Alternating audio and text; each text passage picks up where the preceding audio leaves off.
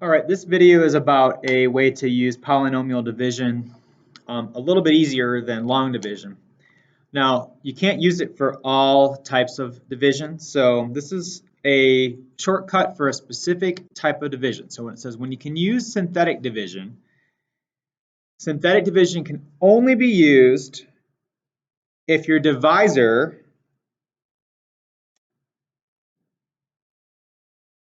is what we call a linear factor.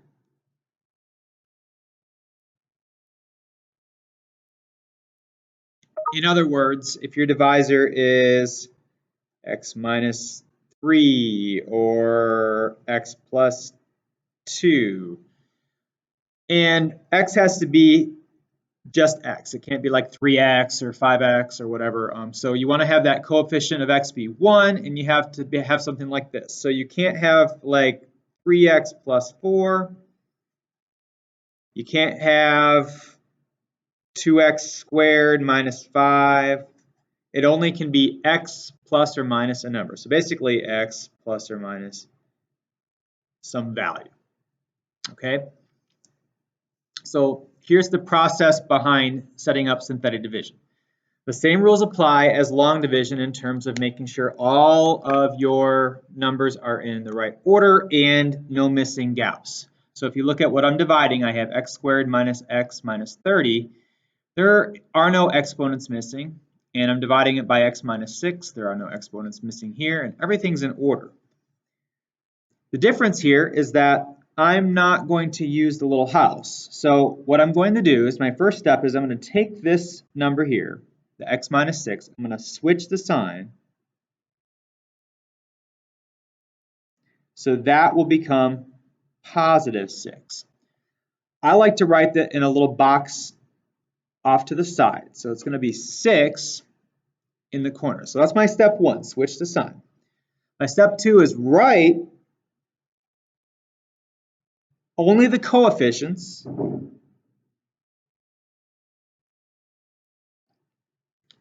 along the line that represent the numbers for the variables and the constant at the end. So my coefficients would be 1, this would be negative 1, and then negative 30. So I'm going to write 1, negative 1, and negative 30. My third step is to create a line, horizontal line, below those coefficients in that number such that I have a space to write some values down here.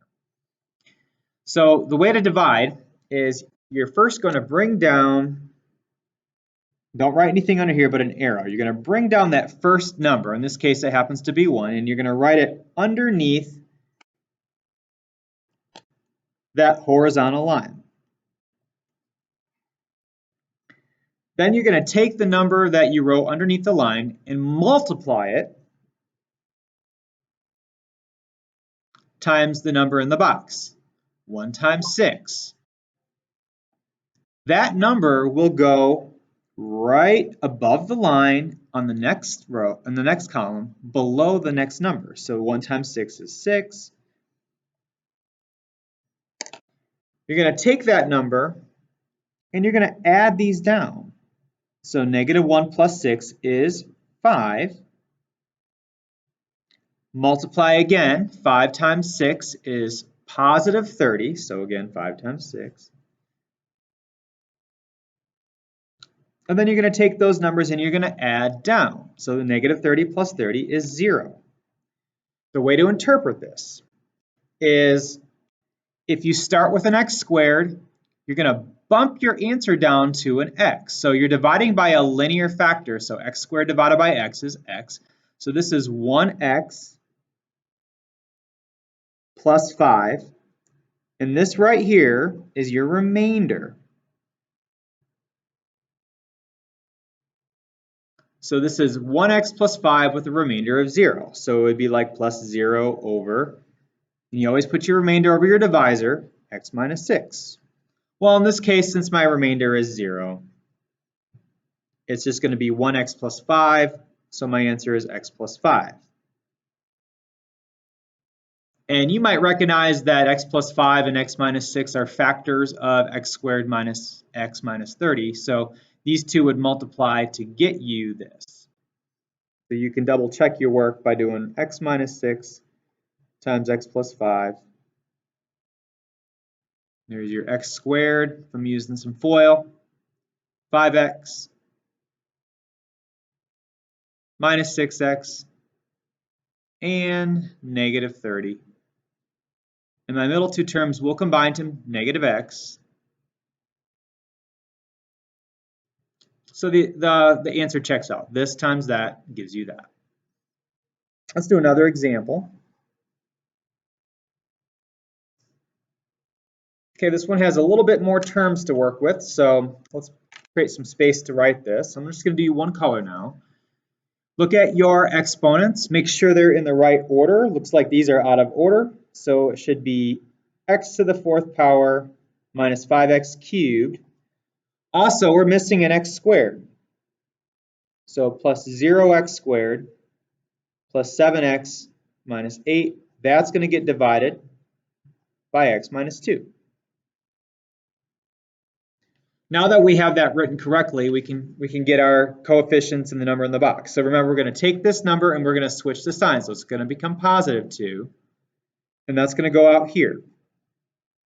Our coefficients are going to be 1. Here, let's write that out. 1, negative 5, 0, 7, and negative 8. 1, negative 5, 0, 7, and negative 8. Leave a space below those numbers so that you're able to write numbers above it. Bring down the first number, so I'm bringing down the 1. Multiply it by the number in the box, so 1 times 2 is 2. Add down, negative 5 plus 2 is negative 3. Negative 3 times 2 is negative 6.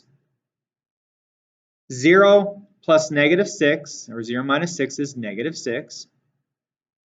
Negative 6 times 2 is negative 12. 7 and negative 12 add to negative 5. Negative 5 times 2 is negative 10. And negative 8 plus negative 10 is negative 18. So reading this, you start with a cubed. That means this is going to be x squared. So this is going to be, let me rewrite these numbers again. 1,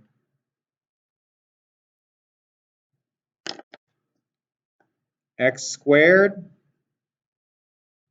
x. This is going to just be minus 6, so this is your remainder. My apologies, I said we started with a cube. We actually started with a 4th power. I read the top line, but 4 is your highest number, so that's going to be a 3, 2. That'll be x. Negative 5 is your constant. This is your remainder. So we'll say minus 18, and we put it over our divisor, which is x minus 2. So x cubed minus 3x squared minus 6x minus 5, and it's negative 18, so minus 18 over x minus 2. So any problem that has a linear factor, x minus a number or x plus a number, can actually have division done by this. You're welcome to check this using long division if you'd like to. Okay, look at the your turn. Try this problem on your own.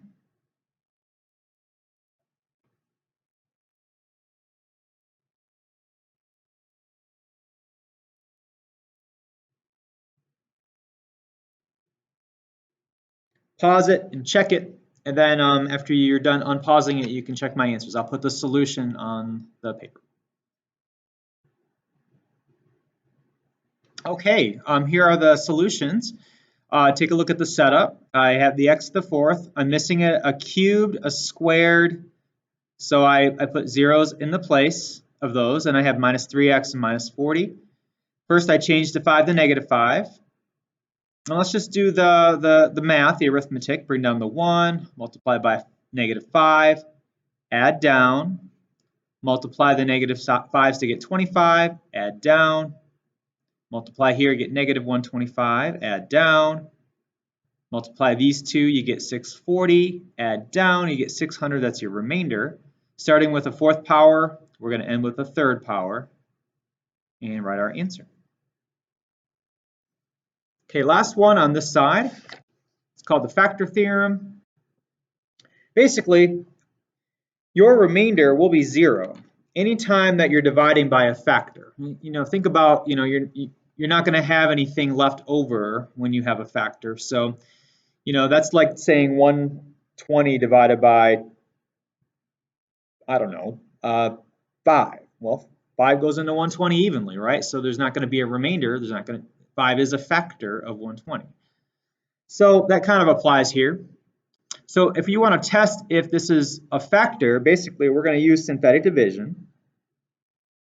So change that to -1. See, 4 thirds squared, we're missing an x, so we'll say 0x.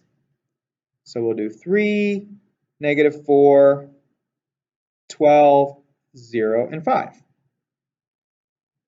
So is that a factor of this expression? So your remainder has to be 0. So let's see what we get. 3 times -1 is -3. -4 plus -3 is -7. -7 times -1 is 7. 12 plus 7 is 19. 19 times -1 is -19. 0 minus 19 is -19. -19 times -1 is +19, plus 5 is 24.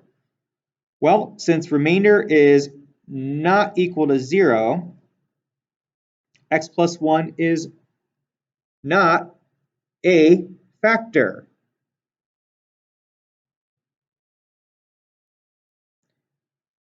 Also, you can do this. You can go plug in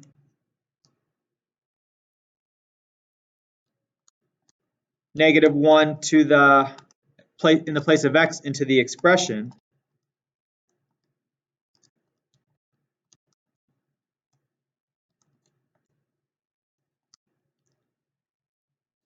And you get 24, which happens to be the same thing you got using synthetic division. So whether you plug it in here and get 0 or a number, or you plug it in using synthetic division, you should get the same output.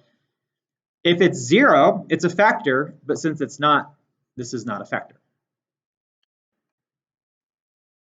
All right, this is the end of the front side of the notes, so look at the second video to get the back side. Thank you.